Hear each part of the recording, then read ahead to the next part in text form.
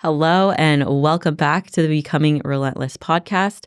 I am your host, Noa McCabe. I'm an IFBB bikini pro and an online coach. And today I'm going to talk a little bit more about my own journey and the things that I wish I knew before I started competing. So let's dive right in.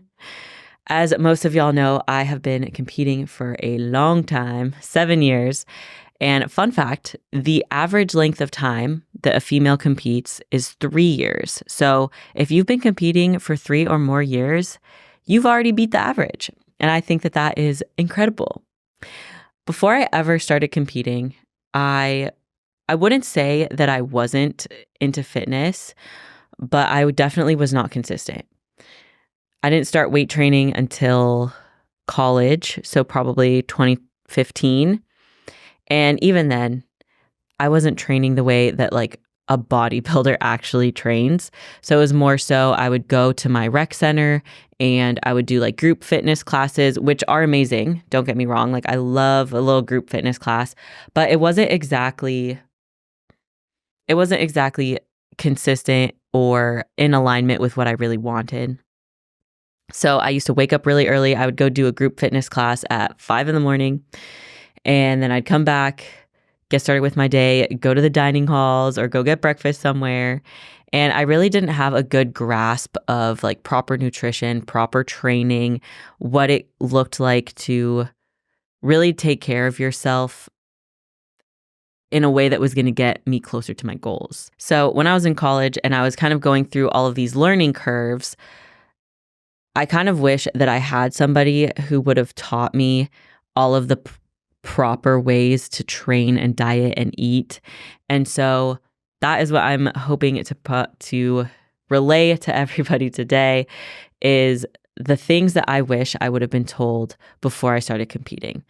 So I think I've talked about this before, but I actually started competing because I saw one of my friends in college do it and I loved the discipline that it taught her, but I also just loved the way that her body really changed over the course of the 20 weeks. And at this point, I had been going to the gym pretty regularly. I'd been trying to see changes and I just felt like I was spinning my wheels. So I was lifting, I was doing different programs and I was trying my best at the time, but I just wasn't seeing the results that I wanted. I kind of felt like I'm going to the gym and I'm spending all this time here, but I don't look like I'm fit. I don't look like I'm lifting. And so I think one of the biggest things that I wish somebody would have told me before I ever started competing was get really good at the basics.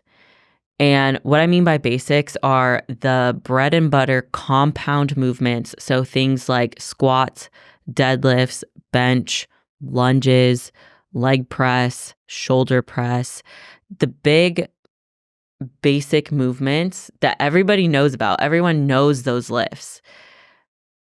But for some reason, I feel like we're always searching for something new or different or a secret sauce, a secret lift, a secret technique, a special tip in order to make it better.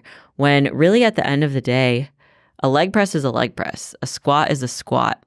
And if you want to put the muscle on that you need in order to be a successful competitor, getting really good at these basics is so important.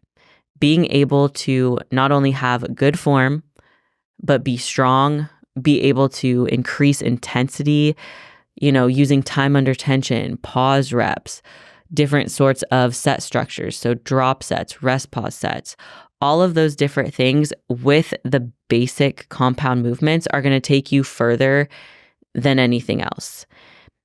And I think when I first got into lifting, I didn't quite understand that because I was always looking for a special lift. Like, oh, maybe if I do single leg, or maybe if I do lunges around the track with a weight vest and jumping jacks, that'll get my heart rate up and like build the muscle faster and burn the fat faster.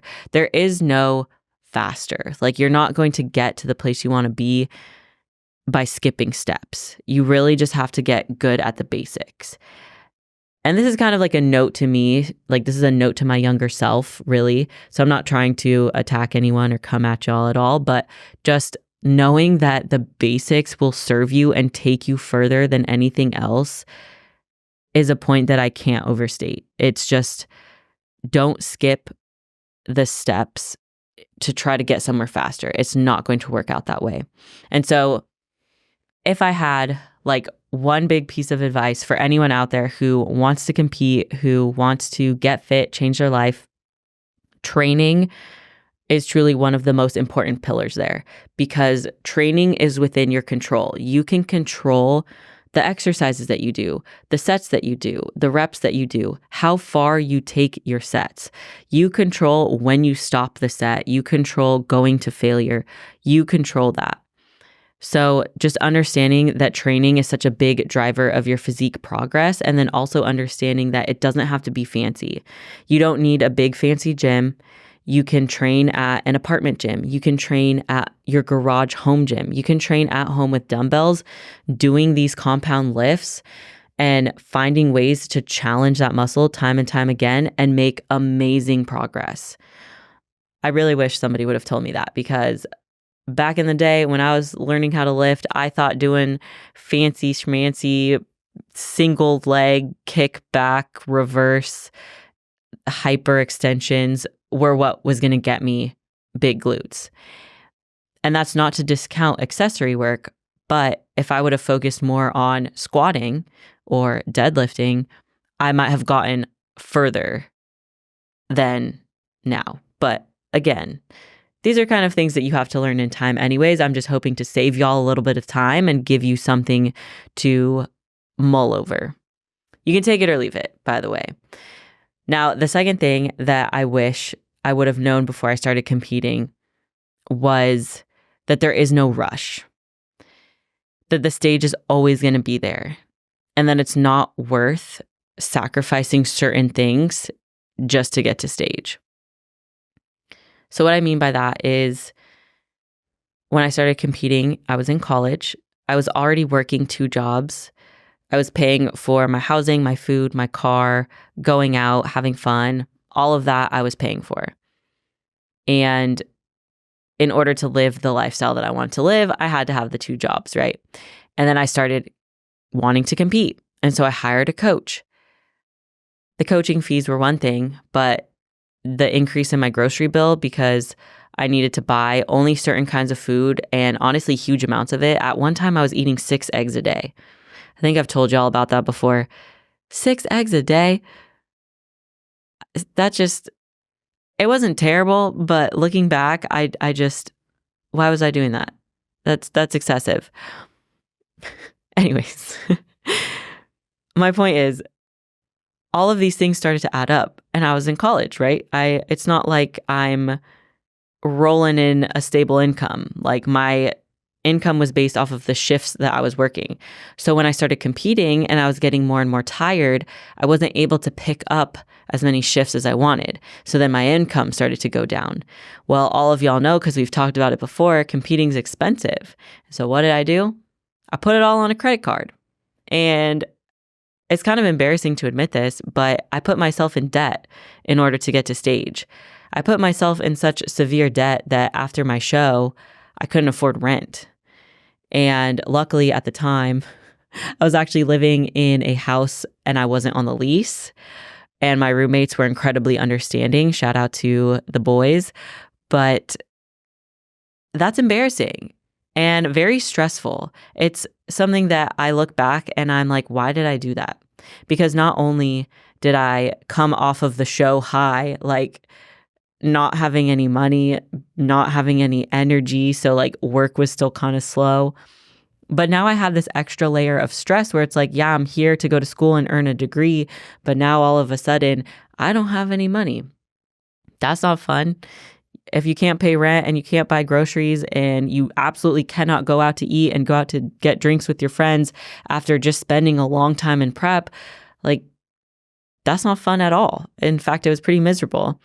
And I'm very lucky because I have a support system, my friends who were able to help me out. I remember Bailey lent me like $20 to go get groceries one week because I legitimately didn't have anything. But looking back, that is so silly. And it's something that is really common and not talked about, because I think that there's a degree of shame around it. All of us as bodybuilders, we want to be great and do great things. And so we're unwilling to admit that we are sacrificing financial stability in order to try and win on a stage. And when you put it in that perspective, I understand people are like, oh, that's stupid or that's silly, or people outside the sport might not quite understand. But as a bodybuilder and as someone who has done that, I understand in your mind, it makes sense because competing's your passion. Getting on stage is your passion. But if there's one thing that I could tell y'all to not do, it is do not sacrifice your financial stability and essentially your freedom with your finances just to get on stage, just to compete. There is so much time. And that was my point at the very beginning, is there's so much time and the stage is not going anywhere that there is no rush. You do not have to rush yourself and put yourself into debt or put yourself into a financial hole or put yourself in a position where you might even just be risking that. Like maybe you are financially stable, but you know that the fees of competing and like the $4,000 that's going to go into this prep, it is going to set you behind. I don't think that that's worth it. And I would think a lot of us who have been through it and have been in that position would tell you the same. It's really not worth it. There is no rush for you to get on stage. Take your time. You can still live the lifestyle. You can eat healthy. You can train hard. You can build this nasty competitive physique and work on getting financially stable or work on saving up enough to be able to do a prep and a show. And it is going to be so much less stressful and honestly so much more fulfilling and worth it, because you know that not only did you work really hard to get your physique to a certain point, you worked really hard to give yourself the stability and the peace of mind financially in order to compete. I promise you, it is the best feeling in the world to know that you can step on stage and compete, and the next day you can go out to breakfast with your friends. The next week you can afford groceries. The next month you can pay your rent on time. It's not worth the stress. The stage is not worth the financial sacrifice. So take it from me. Learn the lesson from me. It's not a fun place to be. If you feel like, yeah, I think that might resonate with me, there's no shame in that. Competing is extremely expensive. It's more important that you get to a place where you're very stable and you have that peace of mind around your finances. Then you can step on stage and enjoy and have a great time and not have this like tension, this underlying stress and tension, knowing that, damn, after this show, like I'm going to be in a hole. I'm going to have to work really hard, XYZ. So I think y'all get that. Point number 2, take your time. Do not rush to stage. Do not put yourself in a financially unfavorable position just for competing. I wish I knew that 7 years ago when I started. So the third thing that I wanted to talk to y'all about, the third thing that I wish I knew before I started competing, was the way that it was going to change my entire life. This isn't a bad point. This is like a really, really good point. But when you start competing, when you start pursuing fitness at a more extreme level, and I think we can broaden the perspective here, it's not necessarily just bodybuilding. When you dive into any sort of endeavor, whether it's fitness related or not, that pushes you to your limits, you are going to discover so many strengths and so many things within you that you had no idea were there. When I started competing, I wasn't very outspoken. I would say I was definitely more of an introvert. I was only very comfortable with select people. When I started competing, it brought me out of my shell. It taught me leadership. It taught me discipline. It taught me emotional regulation. It continues to teach me different ways to navigate my relationships. It's given me community. It's given me so much confidence within myself. And honestly, it's allowed me to really step into a power that I knew was within me, but I didn't know how to access. And competing has brought that out of me in so many different ways. When you know that you are doing what you say you do, when you know that you are keeping the promises that you make to yourself, the confidence that you draw from that is truly life-changing. And this past weekend, I actually sat down with some of my clients and we filmed testimonials, which I'm so grateful for. Thank you to my clients who were able to do that for me. But hearing the way that even our coaching relationship, most of them I've been with for less than a year. But in that time frame, just hearing the accomplishments that they've made, the strides that they've made within their work, within themselves, within their emotional capacity and regulation, it was truly unbelievable. I really can't even describe it. And I'm really excited for you guys to hear some of their stories because they're so special. But the fact that fitness and competing has become such a vessel for people to improve and become better and challenge themselves is something that I don't really think we talk about too often. Of course, there's the people who, they tell their story, like how they overcame certain things with competing. But you don't necessarily have to overcome a big issue in order to have that special story. Like you could have just been somebody who was living their life and, you felt pretty good about the work you were doing. You felt pretty good about your friendships. You were just kind of in a good place, like a neutral place. You just felt very good about your life. And then maybe you start competing or you start getting into fitness and you realize, wow, learning how to push my body, learning how to tell my mind, no, be quiet. We're doing this right now. I'm lifting this heavy weight and you can't stop me. Teaching yourself that discipline and seeing yourself come out the other side stronger, literally stronger, is something that I don't think can really be described in words because I see so many people who go through this transformation as well as myself. And you come out, you look back, you're like, I don't know who that was. Like she was chilling, she had a good life, but me now, I am striving for greatness. I have so much more power. I have so much more ability to stand up for what I believe is right and voice my opinion, voice my thoughts, voice my beliefs, and be confident that what I'm saying aligns with me, even if it goes against the grain of who you're around. So if you're getting into competing, if you're getting into fitness, just be prepared because your life is going to change. And I promise you it's going to change for the better, even when it feels really hard and things might be happening around you that are very difficult. When you get through to the other side, you're going to be so happy and so much better than you were before. Maybe you start getting into fitness and your current friend group isn't. Maybe they don't go to the gym. They don't understand health and fitness and why you would do it. And they make snide remarks and they make you feel bad about your goals. But you keep going.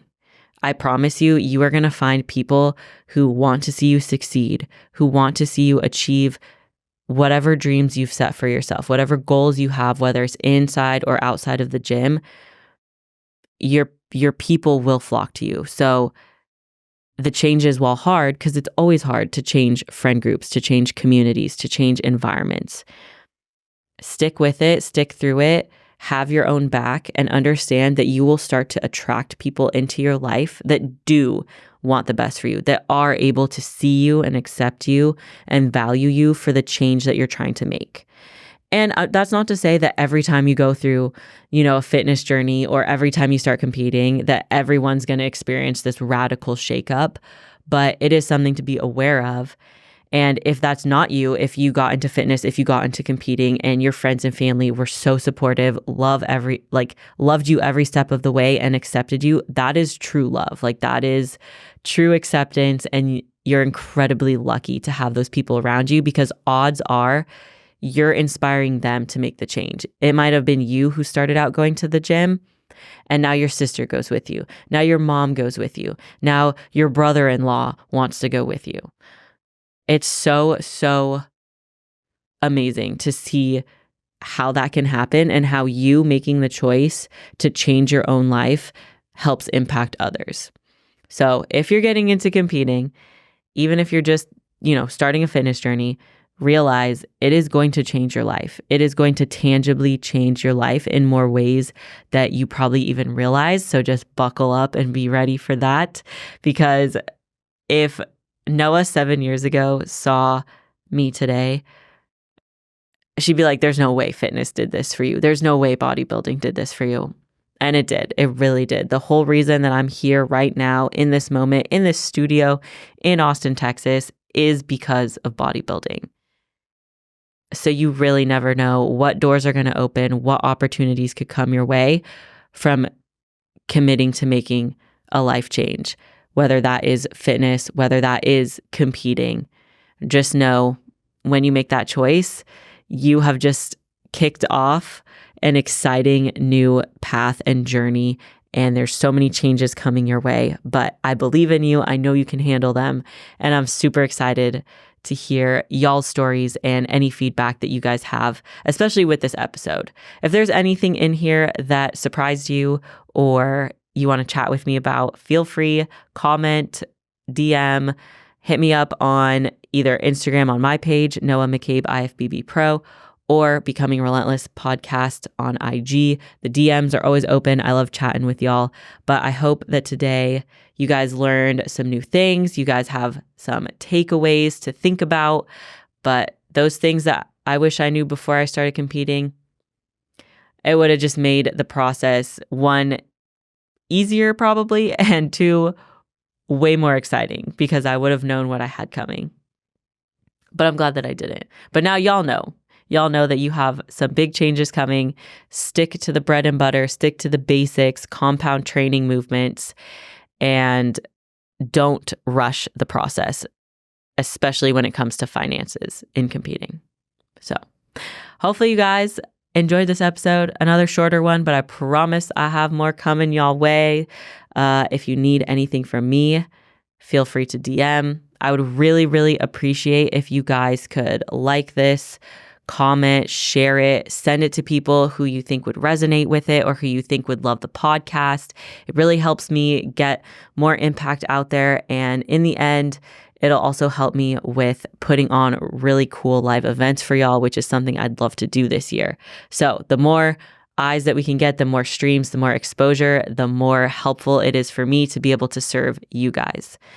I appreciate y'all. Until next time, stay relentless.